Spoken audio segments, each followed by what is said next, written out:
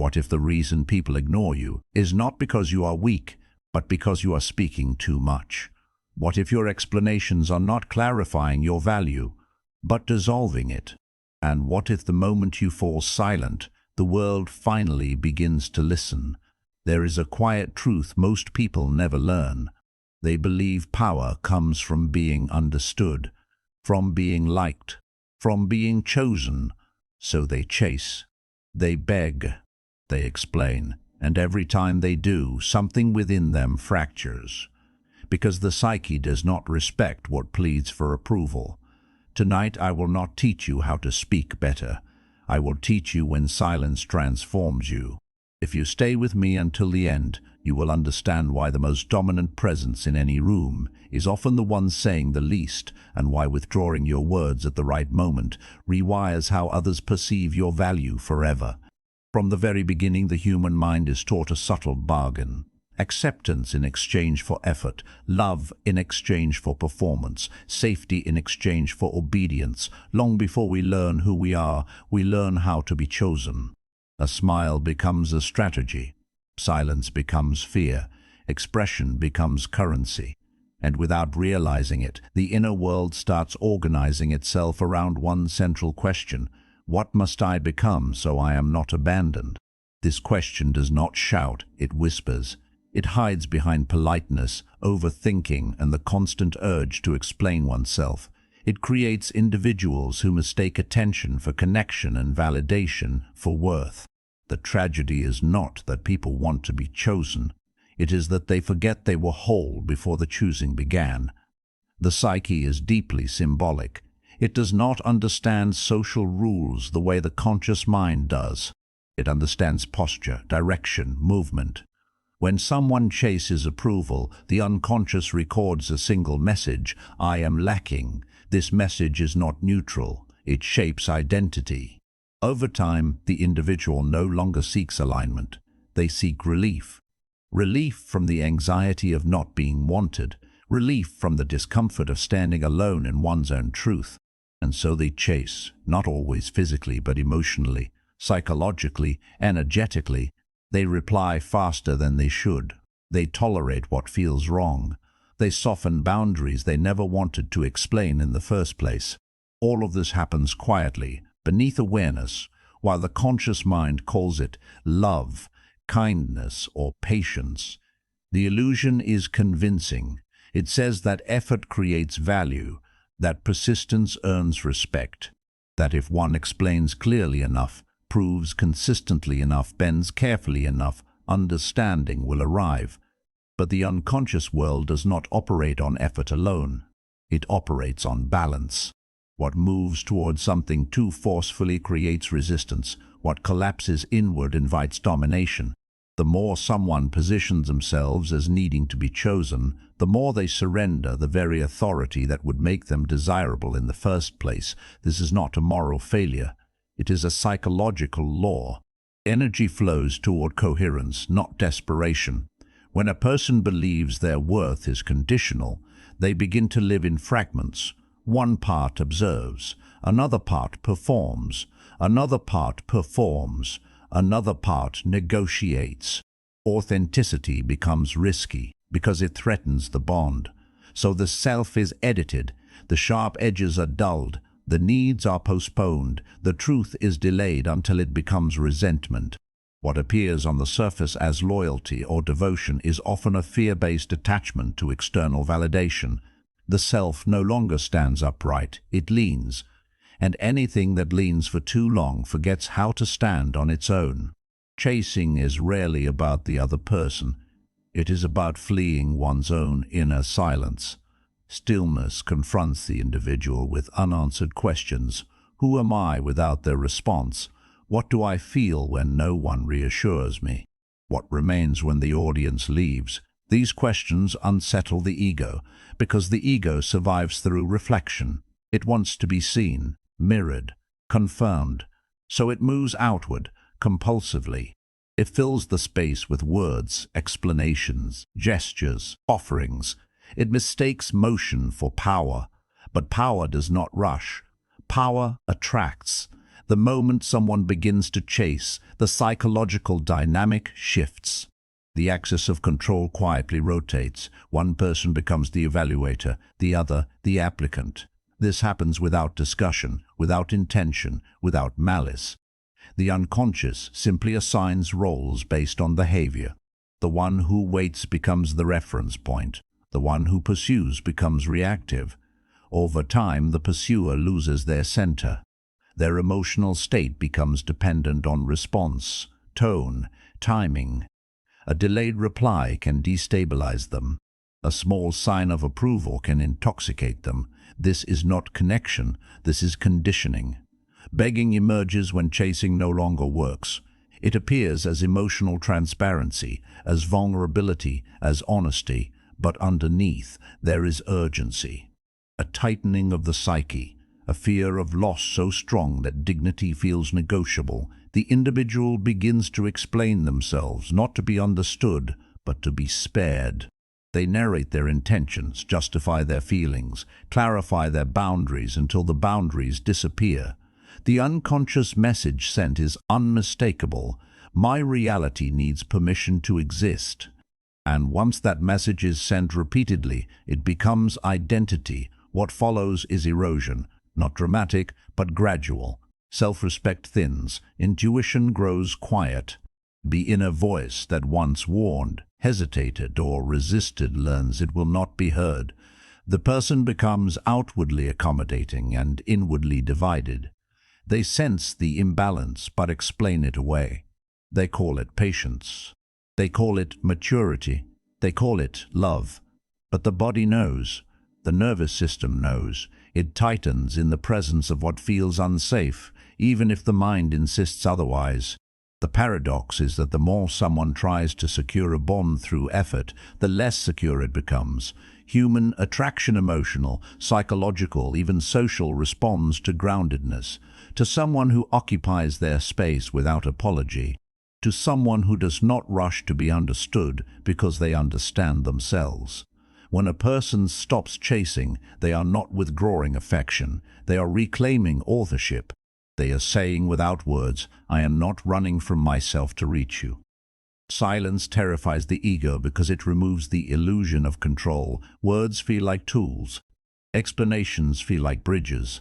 But often they are shields against rejection.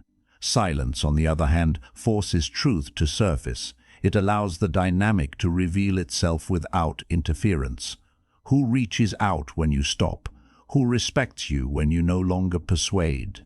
Who remains when you no longer perform? These answers are unbearable for someone who has built their identity around being chosen, because silence risks discovering that some bonds existed only because of effort, not resonance. Yet this is precisely where power returns. When chasing stops, the psyche recenters. Energy that once flowed outward begins to circulate inward. The individual feels discomfort at first, restlessness, doubt, loneliness.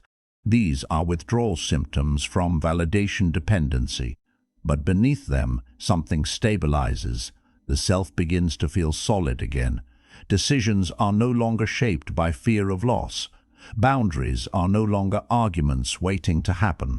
Presence becomes calm, not performative. The unconscious of others responds immediately, without explanation, without confrontation, without drama. The dynamic either corrects itself or collapses. Some people step closer, sensing the regained gravity. Others drift away, unable to engage without leverage. Both outcomes are information. Neither requires pursuit. When someone no longer chases, they are no longer asking to be chosen. They are observing who chooses freely. This observation changes everything. There is a moment when chasing exhausts itself and something more subtle takes its place. It is not dramatic, and it is rarely acknowledged. It appears as explanation, as the careful arrangement of words meant to soften reality, as the instinct to clarify intentions before they are questioned, to justify feelings before they are challenged, to defend boundaries before they are crossed. The individual believes they are being reasonable, transparent, emotionally intelligent. But beneath the surface, the psyche is attempting to manage perception. It is trying to control how it is received in order to avoid discomfort, conflict, or rejection. Explanation becomes a form of self-protection, not self-expression. The unconscious does not experience explanations as clarity. It experiences them as doubt. When someone feels compelled to explain who they are, what they meant, or why they acted a certain way, it suggests that their inner authority has already been compromised. Something in them believes their truth is unstable unless reinforced by agreement. This belief trains the psyche to look outward for confirmation rather than inward for alignment. Over time, the individual begins to preemptively apologize for existing as they are. They soften statements, they over-contextualize decisions. They narrate their emotional landscape as if it must be approved before it can be inhabited. What is lost in this process is weight. Words lose gravity when they arrive wrapped in justification. Boundaries lose force when they are delivered with explanations meant to make them palatable. The listener is subtly invited to negotiate, reinterpret, or dismiss what is being said. The unconscious exchange becomes asymmetrical. One side offers their inner world for inspection, the other assumes the role of judge. This dynamic is rarely intentional, yet once established, it is difficult to reverse. The more someone explains, the more they are expected to continue explaining. Silence begins to feel like guilt. Restraint begins to feel like cruelty. Begging, in this sense, is not always visible desperation. Often, it is psychological. It is the need to be understood by those who have already decided not to understand. It is the hope that one more clarification will unlock empathy, that one more emotional disclosure will produce care, that one more attempt will restore balance. But explanation given to the unwilling does not create connection. It creates exposure. The individual reveals more of themselves while receiving less in return. This imbalance feeds acquired resentment, which the conscious mind often suppresses in the name of harmony. The psyche registers this suppression as self-betrayal. Each time an individual explains themselves past the point of being heard, they teach their nervous system that their needs are secondary. Over time, the body responds with tension, fatigue, and emotional numbness. The person may feel confused, unsure why interactions leave them drained rather than connected. They may blame themselves for not communicating better, not being patient enough, not choosing the right words. Rarely do they consider that the problem is not how much they are explaining, but why they feel compelled to explain at all. Silence, when it finally arrives, is not passive. It is an interruption of pattern. When the individual stops filling the space with justification, the dynamic destabilizes. The other person is no longer guided, reassured, or softened. They are left alone with their interpretation. This can feel threatening because explanation has been functioning as emotional cushioning. Without it, reality becomes sharper. Reactions become more honest. The individual begins to see who respects their presence without persuasion and who depended on access without accountability. Silence is often misinterpreted as withdrawal or punishment, but psychologically it is containment. It holds energy rather than dispersing it. When a person chooses not to react immediately, not to clarify, not to defend, they reclaim authorship over their internal state. They stop performing emotional labor for outcomes they cannot control. This containment shifts the internal hierarchy. Instead of asking, "How can I be understood?" the psyche begins to ask, "What do I feel when I stop explaining?" The answer is rarely comfortable at first. Anxiety surfaces. Guilt surfaces. Old fears of abandonment re-emerge. But beneath them there is relief. The unconscious of others responds powerfully to this shift. Humans are attuned to energetic cues long before verbal ones. When someone stops reacting, it creates a pause that demands interpretation. The absence of explanation becomes a mirror. People project into the silence what they have avoided acknowledging.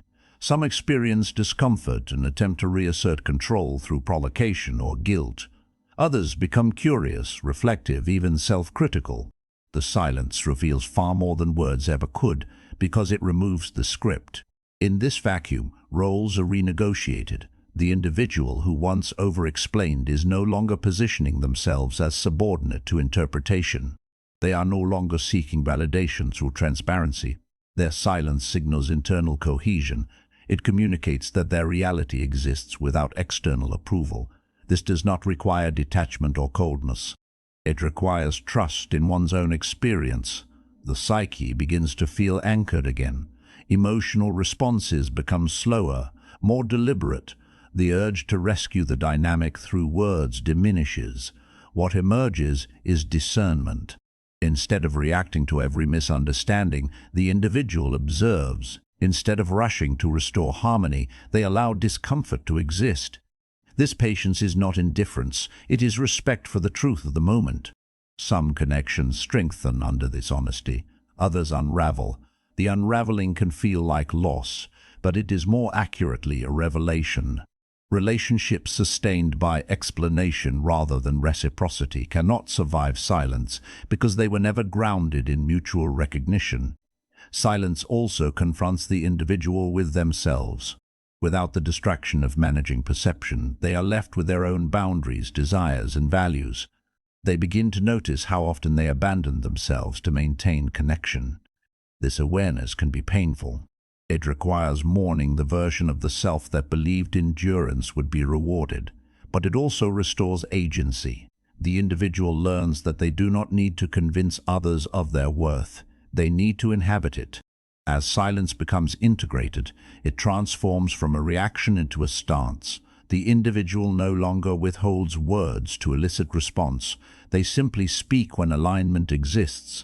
When they do speak, their words carry clarity because they are not diluted by fear. There is no urgency in their tone, no compulsion to persuade. The psyche has recalibrated. It understands that being misunderstood is not a threat to identity. Being disrespected is. The greatest shift occurs internally. The self that once begged for understanding now listens to itself. Emotional energy returns home. The nervous system settles. Interactions feel cleaner, less charged. The individual recognizes that silence is not the absence of connection, but the presence of self-respect. It allows reality to unfold without interference. It reveals intention, depth, and capacity without demand. It does not chase truth, it waits for it to surface. When the individual no longer chases, begs, or explains, a quiet reorganization takes place within the psyche. It is not announced. There is no external marker to validate it. Yet internally something settles into alignment. Energy that once scattered outward in attempts to manage perception, secure reassurance, or repair imbalance returns to its origin. The self begins to feel dense again, grounded, less porous. This density is often mistaken for detachment by those who benefited from the earlier openness, but internally it feels like coherence. The person is no longer leaking emotional energy into situations that do not reciprocate it. This internal shift changes how identity is experienced. The individual stops defining themselves through response. They are no longer calibrated by how quickly someone replies, how warmly they are received, or how much effort is required to be acknowledged. Instead, identity becomes self-referential. Feelings are felt without immediately being shared. Thoughts are examined before being offered. Boundaries are sensed before they are spoken. This inward orientation restores authority. The psyche begins to trust its own signals again, because they are no longer overridden by the fear of losing connection. As this trust returns, presence changes. There is less performative warmth and more grounded calm. The body language softens but stabilizes. Eye contact becomes steadier, not seeking, not defensive. Speech becomes slower, more deliberate, because there is no rush to fill space.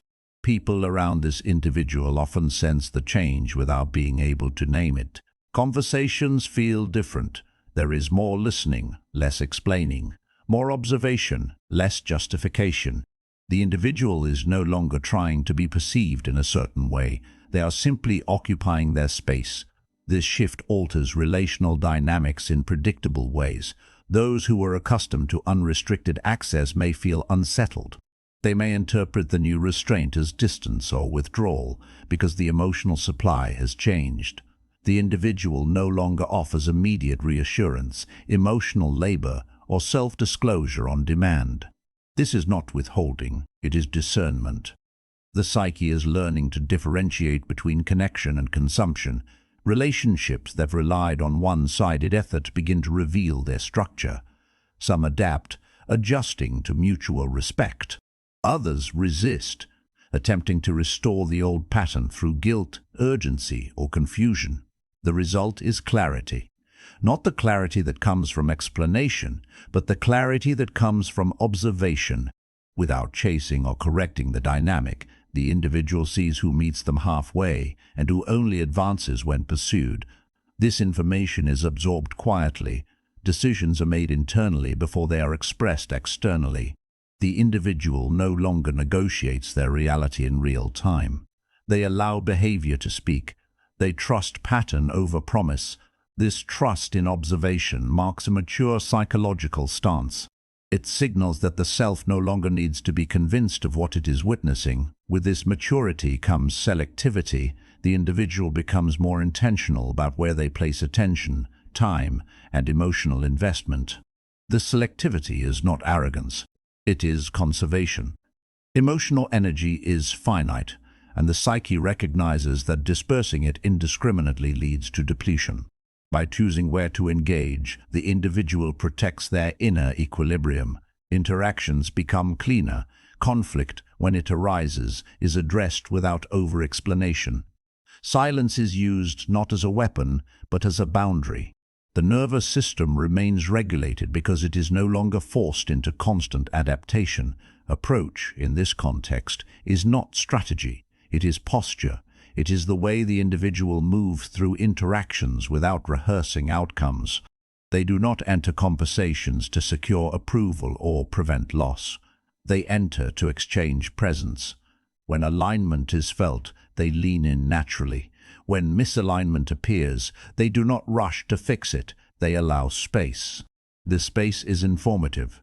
It shows whether the other can tolerate autonomy, whether they respect difference, whether they can meet without control. The individual does not test, they observe.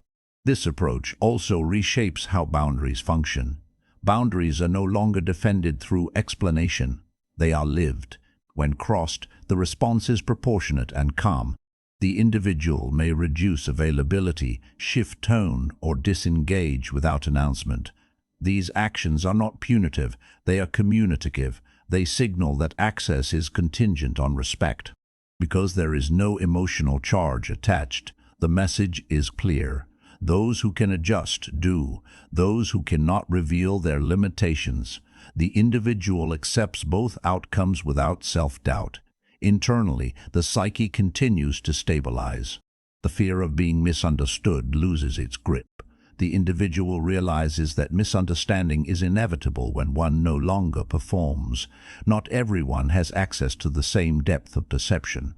This realization removes the compulsion to translate oneself endlessly. The individual becomes comfortable being known selectively.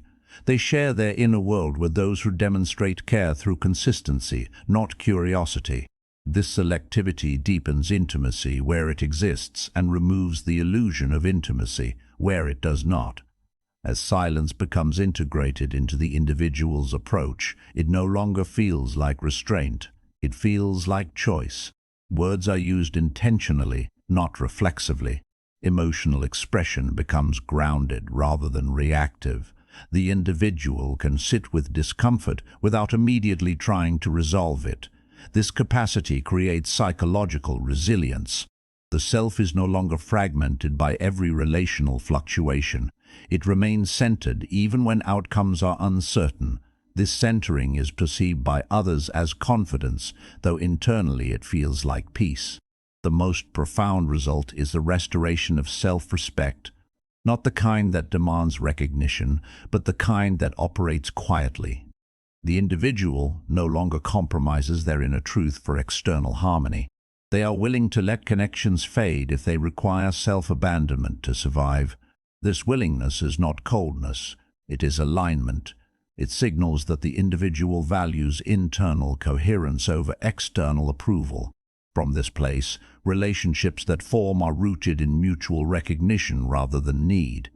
Over time, the individual notices that life responds differently.